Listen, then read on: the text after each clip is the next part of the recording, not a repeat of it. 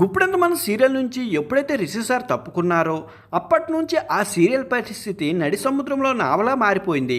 కెరటం వచ్చినప్పుడు కాస్త కూస్తో ముందుకు వెళ్తుంది, లేదంటే అక్కడే ఉండి ఎటు కదలలేని పరిస్థితి. సీరియల్లో రిషి లేకుండా పోవడం వసుంధర క్యారెక్టర్కి విలువ లేకుండా పోయింది. ఆమె సీరియల్లో ఉన్నా లేనట్టే అన్నట్టుగా మారింది పరిస్థితి.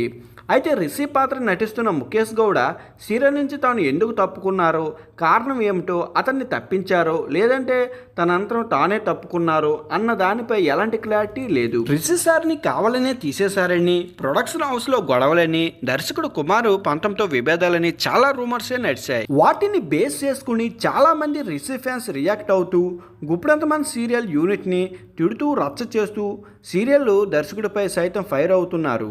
ఈ నేపథ్యంలో ఈ రూమర్స్పై రియాక్ట్ అవుతూ ఫేక్ వార్తల్ని ఖండిస్తూ ఫ్యాన్స్ క్లారిటీ ఇచ్చారు ముఖేష్ గౌడ. తన ఇన్స్టాగ్రామ్ స్టోరీలో సుదీర్ఘమైన వివరాన్ని ముఖేష్ గౌడకి సంబంధించిన అనేక తప్పుడు కథనాలు, రూమర్స్ సర్క్యులేట్ అవుతున్నాయని, దయచేసి వాటిని నమ్మొద్దని చెప్పుకొచ్చారు ముఖేష్ గౌడ.